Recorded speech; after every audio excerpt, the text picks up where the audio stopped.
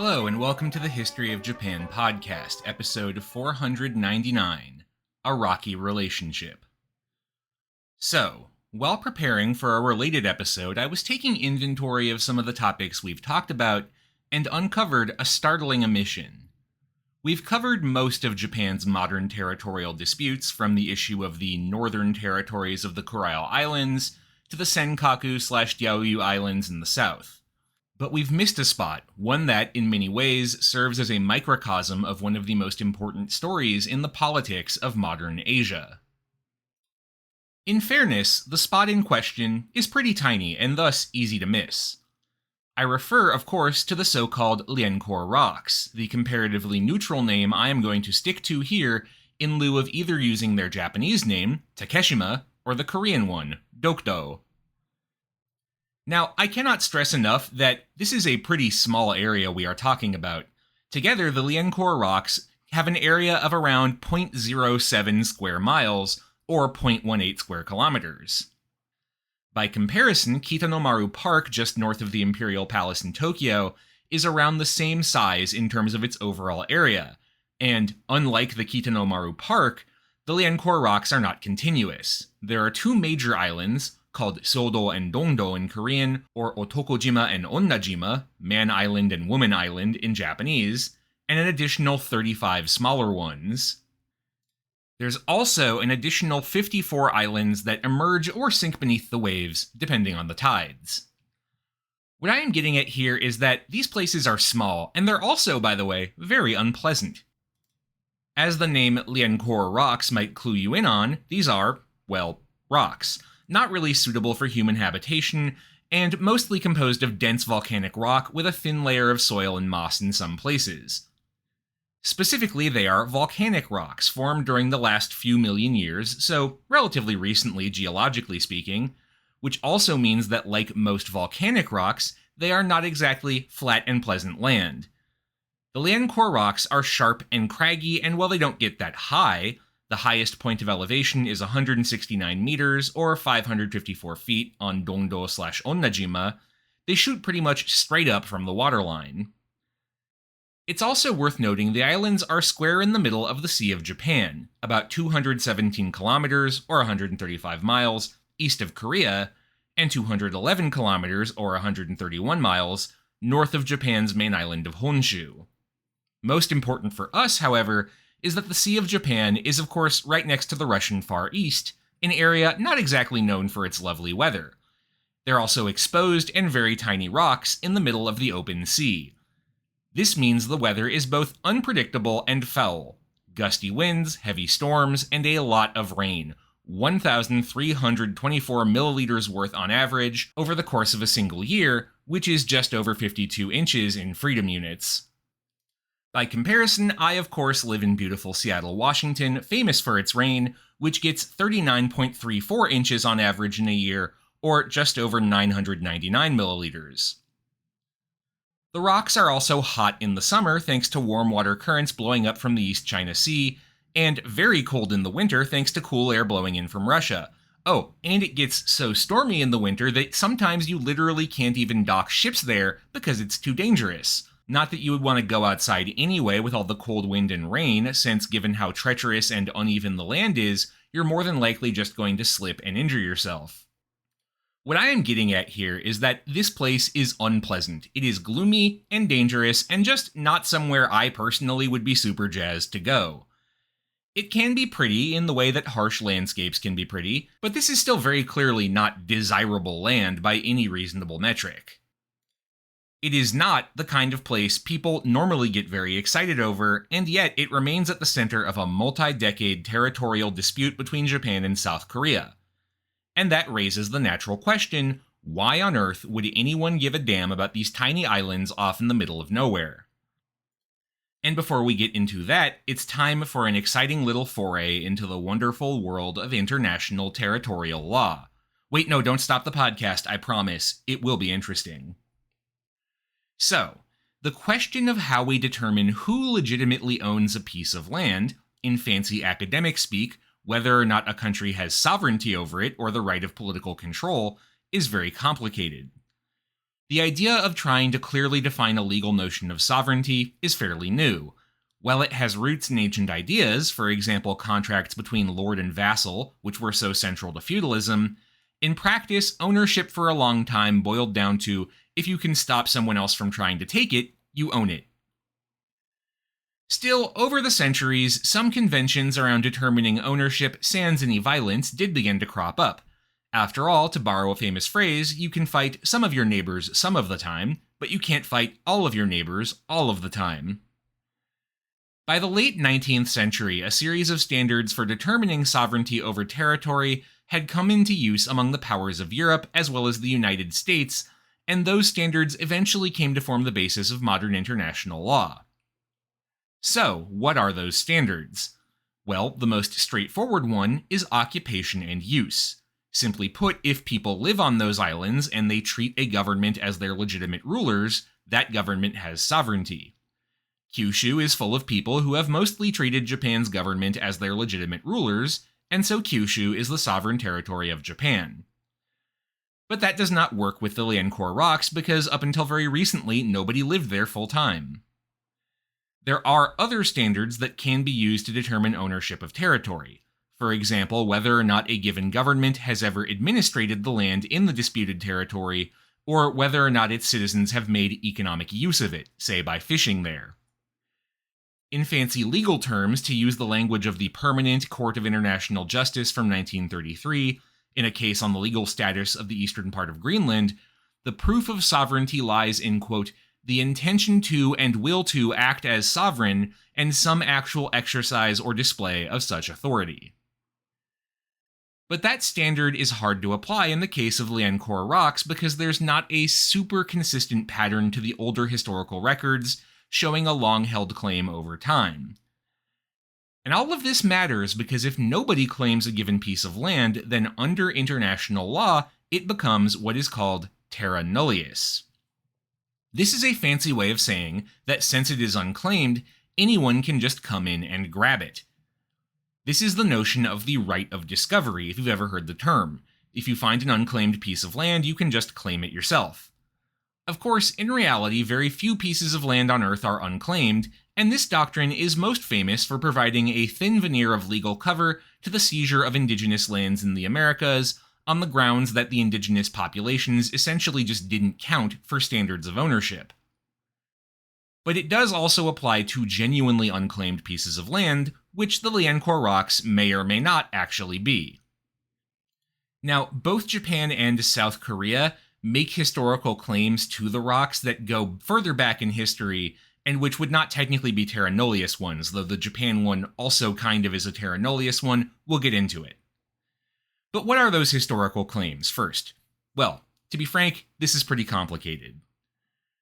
South Korea's claim, which is shared by North Korea, by the way, though the communist state's economic weakness and lack of participation in international diplomacy make it kind of a non-issue, is based on references in historic texts to a place called Usando, an island nearby the larger island of Ulleungdo, which itself is 120 kilometers / 75 miles off the coast of Korea. The position of the Korean government is that these references, which date back in their clearest form to the 1400s, though earlier ones go as far back as the 500s in fragmentary form, clearly state that Usando is administratively a part of Ulleungdo, which itself is Korean territory. Thus, the criteria of international law is fulfilled. Government reports describing the territory as a part of Korea show an intention and will to act as a sovereign, and other ventures, like mapping of the region by Korean cartographers, show some actual display of authority over it. References to the island, in turn, do crop up pretty consistently at least once a century, until Korea is annexed by Japan in 1910. Indeed, in the year 1900, the Korean government issued a proclamation listing out its various claims and reinforcing its claim to the Liancour Rocks specifically due to an increased Japanese presence in the region. I do want to point out that the Japanese government disputes that the Usando being referenced in all these documents is definitely the Liancour Rocks, or Dokdo, as it's called in Korean. It is indeed somewhat hard to be sure given the variety of names used for the island over its history and the somewhat imprecise nature of maps during this period. There are a lot of small volcanic islands in the Japan Sea. How can we be sure it's this specific one? Then again, we also can't be sure it's a different one either, and certainly the description of Usando as near Ulongdo does fit the bill for the Liancour rocks, which are visible from Ulongdo on a clear day. As for the Japanese side of things, the story begins in the Edo period. Specifically, it begins in 1618 with a pair of merchants, Oya Jinkichi and Murakawa Ichibei, both from the village of Yonago in the Tottori fiefdom, now the westernmost part of Tottori Prefecture. By the way, you sometimes see Oya Jinkichi's name written as Otani Jinkichi. That's just a different pronunciation of the same character. For consistency, I'm going to say Oya. Tottori today is on the western edge of the main island of Honshu, alongside the Japan Sea coast. Thus, much of the economy was based on fishing in the Japan Sea, and this was the field in which Oya and Murakawa were involved. Specifically, the two merchants wanted to set up a deep-sea fishing business based out of the Oki Islands, off the coast of Tottori in the Japan Sea. Their business would take them all the way to Ulongdo, called Utsuryo in Japanese, to fish for abalone as well as hunt sea lions, whose bodies contained a waterproof oil with a wide variety of uses. Of course, this was not a free market economy in the early Tokugawa years, and their voyages needed permission from the shogunate to go forward, which they applied for and received in due course. The Liancour rocks to the southeast of Ulongdo were a natural harbor for ships doing this back and forth fishing route, and so the descendants of Oya and Murakawa would shelter in the harbors of the rocks during the storms and also visit them to harvest sea lions and fish along their coastlines. As far as they could tell, the islands were abandoned, because, based on how I've described them, would you want to live there? The Japanese claim is that all of this demonstrates sovereignty over the islands going back to the early 1600s, particularly since, when in 1635, the third Tokugawa shogun Iemitsu issued a prohibition on sailing out of Japanese waters, the Oya and Murakawa families were not required to end their fishing expeditions. That, so the argument goes, is a clear demonstration of an intent to treat the Liancour rocks like they were a part of Japanese territory, since going to them did not violate Iemitsu's ban. With me so far? Good, because things are about to get a bit more complicated. In 1692, the Murakawa and Oya family fishing fleets came to the Liancour rocks, and there found some Korean fishermen who were, well, doing exactly what they were. A dispute then emerged as to who had the right to be fishing there, and apparently things got pretty heated, because the upshot of all of this was that two of the Korean fishermen, An Yong-bok and Pak Yeon-do, were brought back to the Oki Islands in Japan. Reading between the lines of the historical record, they might have been kidnapped. It is a bit unclear, but Korea did have a law on the books similar to that of the Tokugawa shogunate, banning overseas travel without permission, and so just volunteering to head to Japan for a bit is not exactly the kind of thing one would casually do if one hoped to, say, ever be allowed to go home again. After some interrogation, the two fishermen were passed back to Tsushima Domain, the feudal fiefdom on the island of Tsushima between Japan and Korea, responsible for managing Japan's relationship with its neighbor. Thus commenced a whole complex back and forth about the whole incident and who was ultimately responsible for it. I will spare you all of the wrangling. The upshot was that the Tokugawa shogunate, anxious to maintain a good relationship with Korea and not really caring that much about fishing at Ulongdo, voluntarily recognized that island as a part of Korean territory. No mention was made specifically of the Liancour rocks, however, a bit of ambiguity both sides point to reinforce their own narratives. On the Japanese side, this proves that sovereignty over the rocks was never given up. On the Korean side, well, the Liancour rocks are administratively a part of Ulongdo, so saying that Ulongdo is Korean territory means the rocks also count by default. In the end, of course, there's no real answer there, because while both sides draw from the history to support their narratives, that's not really what the two governments are fighting about. What they are really fighting about is the more immediate circumstances of the conflict, specifically the period of the Japanese Empire.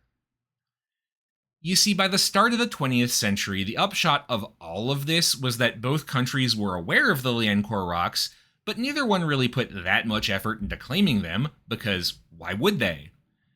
This is also why the first Europeans to chart the area saw the islands as abandoned. This is actually where the name Liancourt Rocks comes from, as the name is derived from a French whaling ship that nearly ran aground on the islands during a storm in the 1850s.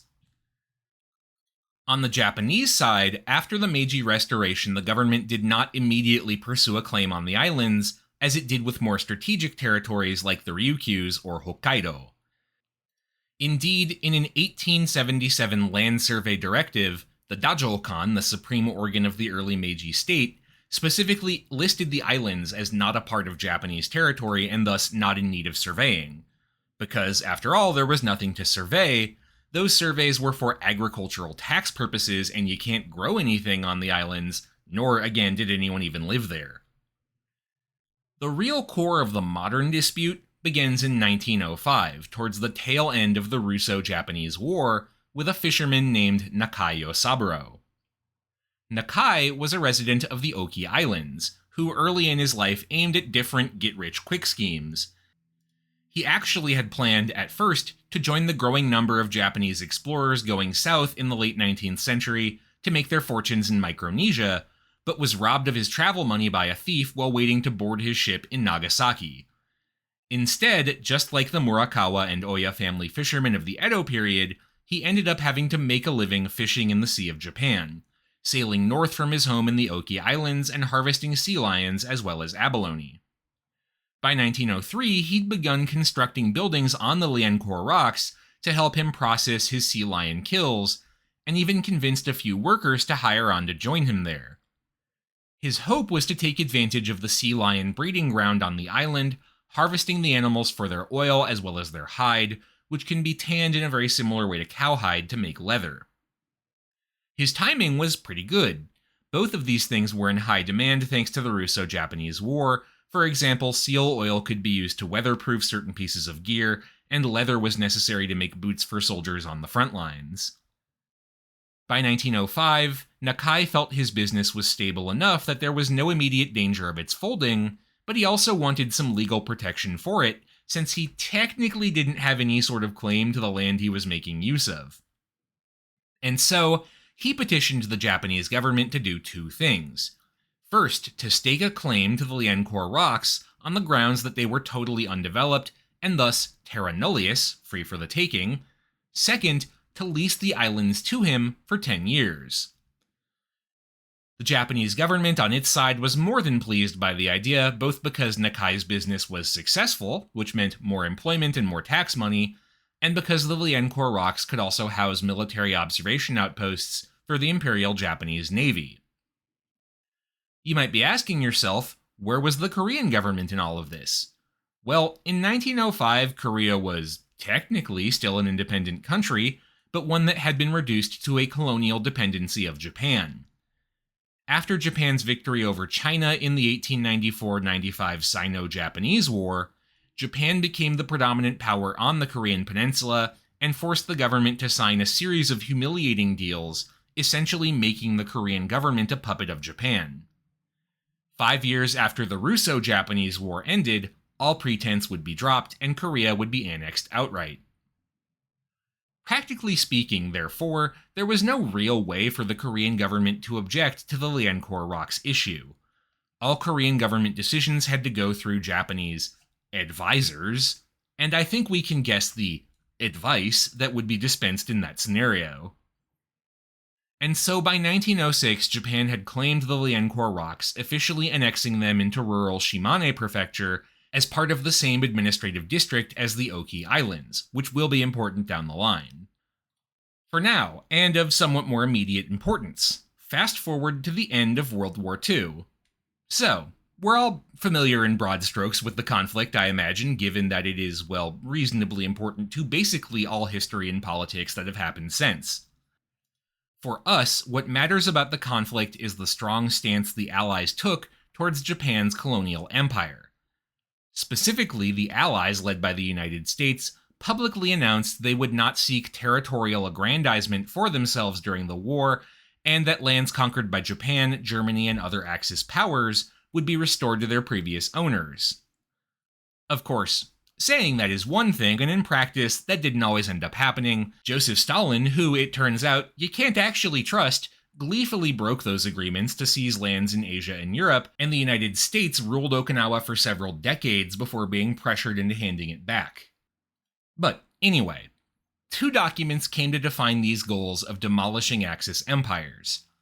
First, in 1943, the United States, United Kingdom, and Republic of China agreed to something called the Cairo Declaration, while their leaders, Franklin Roosevelt, Winston Churchill, and Chiang Kai-shek, were meeting in Cairo to discuss the war against Japan. The central terms of that declaration are, quote, "The three great allies are fighting this war to restrain and punish the aggression of Japan. They covet no gains for themselves and have no thought of territorial expansion. It is their purpose that Japan shall be stripped of all the islands in the Pacific, which she has seized and occupied since the beginning of the First World War in 1914, and that all territories Japan has stolen from the Chinese, such as Manchuria, Formosa, and the Pescadores, shall be restored to the Republic of China. Japan will also be expelled from all other territories which she has taken by violence and greed." Then we have the Potsdam Proclamation, agreed to by the American President Harry Truman, as well as Churchill and Chiang Kai-shek, in the Berlin suburb of Potsdam in July 1945. The Potsdam Declaration laid out terms for Japan's surrender, terms the Japanese government refused at first before eventually accepting them on August 15th. There are a whole bunch of articles listed in the declaration, but for us the most important bit is this sentence, quote, "The terms of the Cairo Declaration shall be carried out, and Japanese sovereignty shall be limited to the islands of Honshu, Hokkaido, Kyushu, Shikoku, and such minor islands as we determine." And then, finally, we have the Treaty of San Francisco, signed in 1951 as a part of the end of the Allied occupation of Japan. Chapter 2, Article 2A of which reads, quote, "Japan, recognizing the independence of Korea, renounces all right, title, and claim to Korea, including the islands of Quelpart, Port Hamilton, and Daguelet, the last of which is the European name of Ulongdo." So I imagine you're probably beginning to see where the trick lies here. All these documents lay out pretty clearly what's happening to a lot of the Japanese Empire when the war ends. Taiwan, Manchuria, and other territories in China are going back to Chinese sovereignty, for example. But what about the Liancourt Rocks? Are they territories seized by violence and greed, as it says in the Cairo Declaration? The Potsdam Proclamation has that line about Japanese sovereignty remaining on, quote, "such minor islands as we determine." Does that include these minor islands? And what about the San Francisco Treaty? Japan both agreed to renounce its claims in Korea and recognized that Ulongdo is a part of Korea, with the Korean government contending the Liancourt Rocks are included in that because of their proximity, and the Japanese government contending that since the Liancourt Rocks are not explicitly named in the San Francisco Treaty, they are not included. This is pretty much the core of the modern legal argument. The Cairo Declaration also said explicitly that Korea would become an independent state, and the position of the South Korean government is that said guarantee of Korean independence also includes territories like the Liancourt Rocks that, thanks to all the history we've covered, are indisputably a part of Korea. At any rate, according to the South Korean government, the Liancourt Rocks are indisputably territories seized by violence and greed, and thus must be given up under the terms of the Cairo Declaration and Potsdam Proclamation, which Japan did agree to accept as legally binding as a part of its surrender. The position of the Japanese government, meanwhile, is that the Liancourt Rocks were terra nullius at best before 1905, and that a fragmentary record of Korean engagement with the islands does not prove ownership, particularly given Japan's own record of engagement with the islands, and thus that as legally annexed terra nullius, the rocks were exempt from the Cairo Declaration. All of this is further complicated by one additional legacy of the US occupation of Japan. After the start of the occupation, the Americans began using the Liancourt Rocks as a bombing range for practicing close air support bombing, by the way further devastating the local ecosystem, which was already on the verge of collapse thanks to decades of Japanese hunting destroying the sea lion population. Legally, this matters because the use of the islands in this way implies the American occupation leaders saw them as Japanese territory, which the Americans thus had authority over during the US occupation of Japan. But in cases like that, it'd be common to sign a lease with the Japanese government to establish the legality of using the bombing range, which the Americans never bothered to do, and indeed the order setting up the bombing range also explicitly states this shouldn't be treated as a determination of sovereign rights. In other words, it was not a commentary on who the Americans thought should own the islands. But the Americans did think to inform the inhabitants of Shimane Prefecture and the Oki Islands, of which the Liancourt Rocks are, in the Japanese telling, a part of the bombing range plan. The Koreans were not informed, leading to a horrific incident in June of 1948, where Korean fishermen headed to the islands were caught up in an Allied bombing exercise, killing 16 and injuring 29 more. On the flip side of things, the American occupation leadership did issue an order suspending Japan's jurisdiction of over 1,000 outlying islands in the Pacific, including the Liancourt Rocks, which South Korea today points to as ending Japanese sovereignty over them. The Japanese response is that suspension has a temporary implication, in the same way that being suspended from school is different from being expelled. It's worth noting that when handling yet another important issue for the civilian government in Japan, where Japan had territorial fishing rights to feed its hungry population, the occupation government explicitly did not include the Liancourt Rocks in the Japanese fishing zone. However, once again, the document establishing this contained a caveat that the American decision on this issue should not be perceived as a final settlement on the territorial question. The Korean scholar H.K. Lee has also looked at some older versions of the San Francisco Treaty in draft form, and discovered that up until 1949, drafts of the treaty explicitly did include the Liancourt Rocks as Korean territory, until an American advisor on Japanese politics, William Sebald, pushed for the reference to be removed.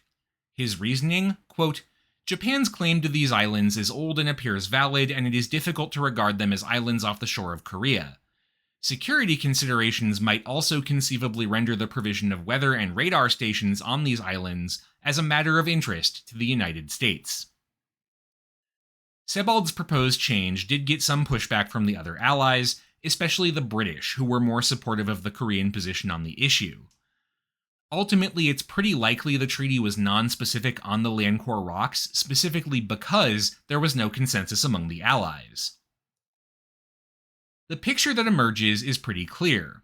Initially, the US government was pretty unconcerned with the issue of the Liancourt Rocks, leading frankly to some somewhat inconsistent and almost schizophrenic policy choices, and became more vocally supportive of the Japanese position over time, as it became clear that doing so had advantages for the American military position in Asia.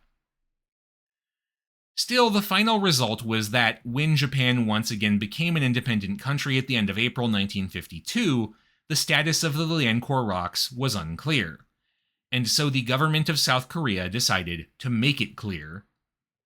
In late April 1952, just days before the slated end of the American occupation and the reversion of sovereignty to the Japanese government, President Syngman Rhee of South Korea proclaimed a declaration of sovereignty over adjacent seas, claiming the Liancourt Rocks for South Korea and sending the Coast Guard to occupy them. Don't forget, this is 1952.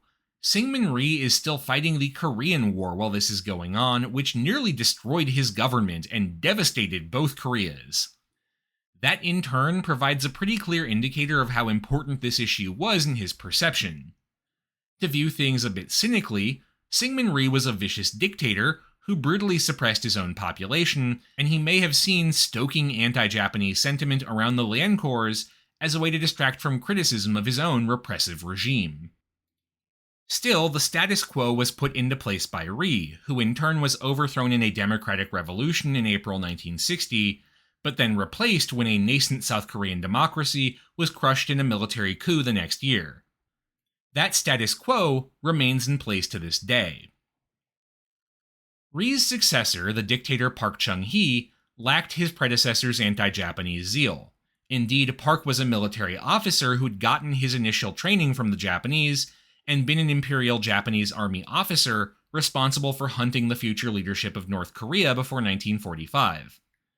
Park wanted to deal with the Japanese, particularly given that by this time the rapid economic growth of Japan had begun, making it a valuable trading partner. But he also wasn't an idiot, and knew that the Liancour rocks were a valuable symbol of Korean nationalism and not worth compromising on.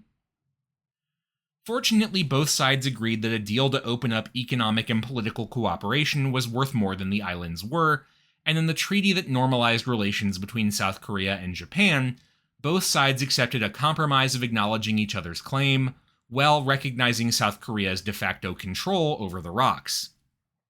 It's remained this way pretty much ever since. 3 times, in 1954, 1962, and 2012, the Japanese government has suggested referring the dispute to the International Court of Justice, the tribunal attached to the United Nations. Each time, South Korea has refused on the grounds that there is no dispute, because its claim is obviously correct. Now, as we come to the close of the episode, I imagine a lot of you are thinking, that's it? All this time on a pile of damn rocks? There has to be something more here. And frankly, you are right, there is. Partially, it's the usual suspects. Both countries are fighting not so much for the rocks, but the water around them, since if the Liancour rocks are a part of your territory, their surrounding ocean is your territorial waters, giving you things like fishing rights, which are useful in countries with a high demand for fish. I've also seen reports about possible offshore petroleum or gas deposits in the surrounding waters, but they're not super consistent in the sources I've seen, and I'm not well versed enough in the science to know why that is. But just as important as the practical battle is the symbolic one. For South Korea, Dokdo as it's known is not just some crappy islands in the middle of a stormy ocean, they are a symbol of South Korean nationalism. That national story is predicated on anti-Japanese resistance. The story of Korea, as it is often told to Koreans in schools, history books, or even media, is defined by a history of resistance to Japanese aggression, most recently in the colonial period, but going as far back as Hideyoshi's invasion in the 1590s. From this perspective, Dokdo is a symbol of one more Japanese attempt to take South Korean territory, and hanging on to it even to the point of constructing guard posts and a tourist dock on the islands to demonstrate your claim is an act of patriotic resistance. Side note, I have seen photos of the South Korean tourists on the islands, and they never really look like they're having fun, to be honest. I don't really know why you would go there. On the Japanese side, meanwhile, things are a bit more arcane. First, Takeshima, as they call it, is ostensibly a part of Shimane Prefecture, which if you know it, you've likely heard of because it's one of the most rural and depressed parts of the entire country.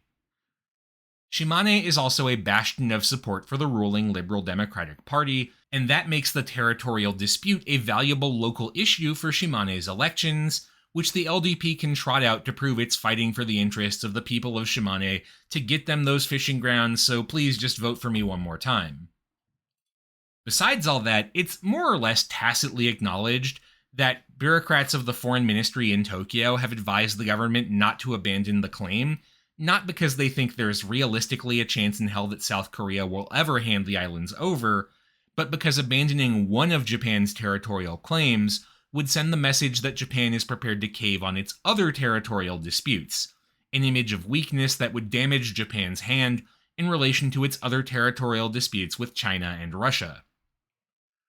Realistically, the only other power with the ability to try and force the issue is the United States, and frankly, why would America risk our alliance with South Korea and Japan on this issue when it's always been in the American interest to just get those two countries to work together? That's as true today as it was in 1952. Now, if you've listened to the podcast for a while, you know I don't like predicting the future. I do think it's a pretty safe bet that the islands are staying with South Korea. Probably sometime in the distant future, the LDP will decide that conceding on the Liancour rocks is worth it for some other deal they can get from the South Korean government. Predicting the future is always fraught, of course, and we'll have to wait and see, but given the nationalistic symbolism attached to the Liancour rocks in Korea, My perception has always been that people there just care much more about the issue. And ultimately, that's what really matters about these windswept islands in the middle of a turbulent sea. Not the resources, though those are important, or the geographical position, though it could be strategic, but the symbolism. That's why a place that looks for all the world like it's barely worth anything can seem like it's worth everything, smack in the middle of one of the most turbulent and important relationships in modern East Asia. That's all for this week. Thank you very much for listening. This show is a part of the Facing Backward podcast network. You can find out more about this show and our other shows at facingbackward.com, and you can support the network at patreon.com/facingbackward. Special thanks to those who have given at our shoutout tier: Jan Leonard, Stephen Elkins, Martin Oliveira, Clark Canning, Ian Kellett, Matt Haynes, Jackie Frostocker, Monkey Sack, Alayla McCulloch, Karen Murphy, Peter Wales, Robert Prine, William, Arno, Jonas Brandis, Nicholas Kroll, Jerry Spinrad, Jared Stevens, Jeffrey Dwork, Stefan Hrushka, Joshua Kane, Robbie and Cat, Jacob Key, Aaron Finkbeiner, and Anonymous Anna's Hummingbird, Mark Sai, Gil, Leslie Ikuta, Trash Taste Enjoyer, Shimao Toshio's History of Japonesia podcast, A House is a Perfectly Cromulent Mascot, The Fish I Catch Are Rhodes Scholars Compared to Samuel Alito, Schmuck, and Everything Changed When the Fire Nation Attacked. Special thanks also to our new donors from the History of Japan Patreon, Eduardo, Bryce, and Derek. Thank you very much for the support. Thanks again for listening, and I will see you next week for one hell of a milestone. It is time at long last for episode 500.